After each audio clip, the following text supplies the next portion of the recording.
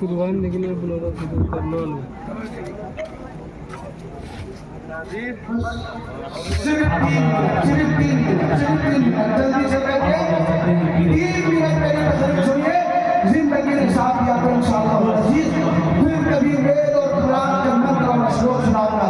बैठे अपनी जगह पे बैठे, अपनी जगह पे बैठे। 3 मिनट सुनिए आप मुझे।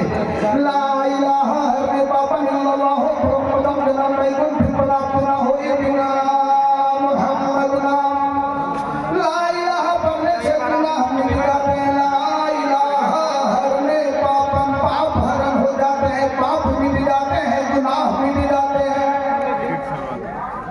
तो 3 बजे रात हम लोग बैठ कर सबसे पहले अपने गुनाहों को क्यों ना मिटाएं?